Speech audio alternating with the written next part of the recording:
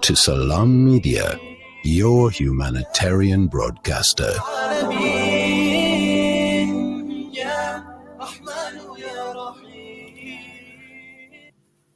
The time is just gone 9:35 a.m. as we continue with the broadcast this morning here on Salam Media.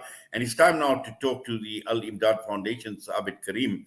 Now, they have had a partnership with the Uthukela District Disaster Management, assisting in evacuating people affected by the recent flooding in Ladysmith. And we know all around the country, we've had some severe, some heavy rainfalls.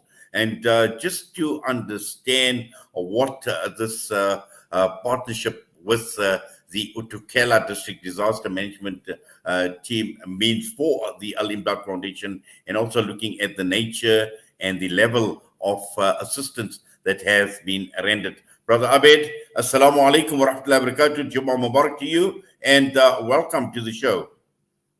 Alaikum salam wa rahmatullahi wa barakatuh to you and the listeners of Salam Media, and a blessed Jummah to all our listeners. Right. Just looking at this developments that have taken place, the flooding that has taken place in Ladysmith, and looking at the involvement of the Al-Imdaad Foundation in terms of forming this partnership with the Uthukela District Disaster Management. Just before we get there, just to understand, I'm looking at the pictures, and obviously, there's just so much that these pictures can actually talk around, and looking at the nature of the flooding that had taken place. Looking at the evacuation, firstly, where are these people? What, if you could just describe the conditions that these people are in, and as far as the flooding is concerned, how they've been impacted, Brother Abed. Jazakallah for giving us the opportunity at Al-Imdaad Foundation to update and highlight to our listeners the situation on the ground here in Ladysmith. Just to give a quick background and history of Ladysmith, is known from the 1970s and the 80s to always be flooded due to the Klip River overflowing its banks. And the Klip River runs through the town of Ladysmith, and at that stage they spoke about redirecting the river in the 80s and 70s, which was never done. However, we go back now to the month of November, December 2021, and the weather patterns have been like every day there has been rain in the afternoons. Now, the latest situation here in the Uthukela district, of which Ladysmith is the local municipality, we had rains on Tuesday night over 178 millimeters of rain from the stats that was given in disaster meeting that we were on yesterday, for the amount of rain that has fallen. Over the years, the Kuduzi Dam has been built when the late Qadir Asmal was the Minister of Water Affairs National, and they built the dam. And alhamdulillah, over the last 20-25 years, there was no flooding due to the overflow of water. And the water that comes down, just for the listeners to know, it's in Fundrinen and the Igula plant that is out on this area, which is doing the what he calls energy saving.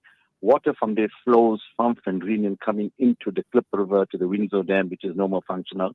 And then from there, it comes into the Klip River and flows through Ladysmith, and it flooded the low-lying areas, of which you have the Sufi Masjid in the area, you have all the Glenisville area, the town CBD.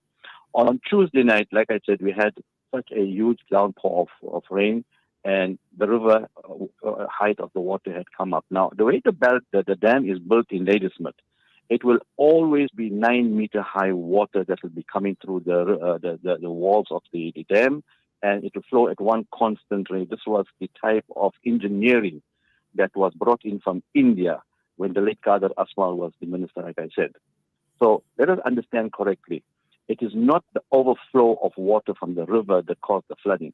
The flooding was caused because of the drainage system that is in Ladysmith and bad town planning. The drains haven't been cleaned, hasn't been properly sorted out. You have the sewer valves, that are not closing up on time. There's 45 of that along the Klip River. This is all what I'm giving you information that has come from engineering, disaster management in our JOC, the Joint Operational Center meeting that took place yesterday here in Ladysmith, to understand the situation. And this is now the third time it happened. And to even add, to it is that the sewers were overflowing. So you had sewer water mixed out with all this water, and it is absolutely stink in the entire town.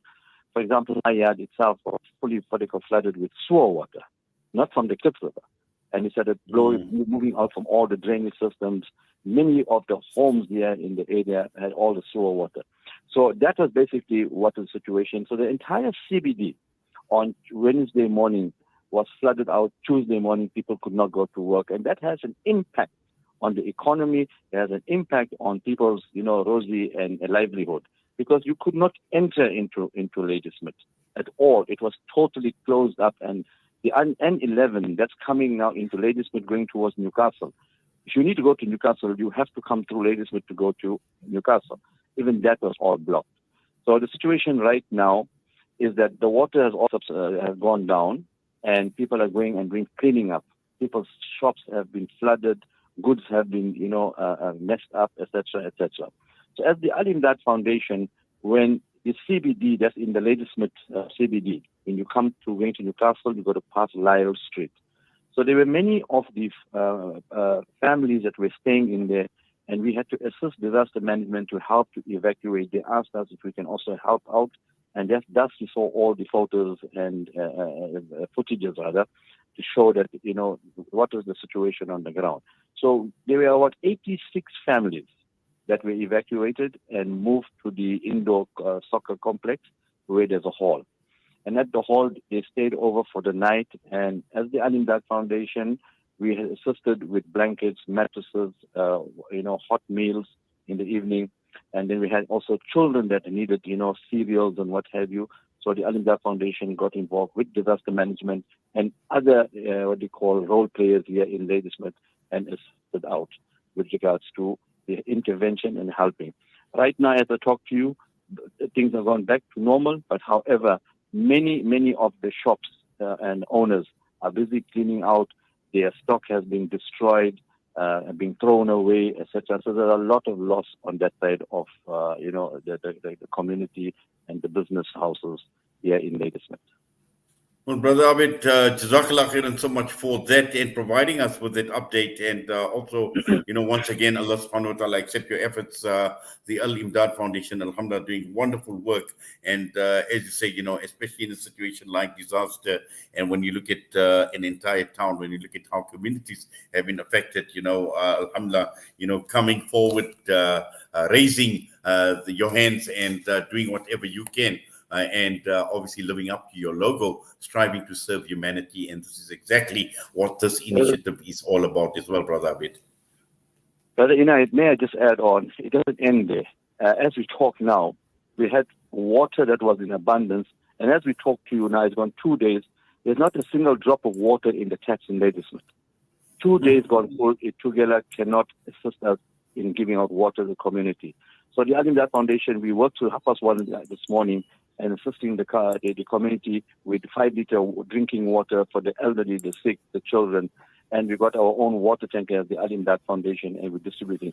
This morning we had 10,000 liters of water, and believe me, in a matter of 2 hours, all that water was out clear up. We've gone back to go and fill up bulk water, and we're distributing water in the entire Ladysmith, which has got no water at all.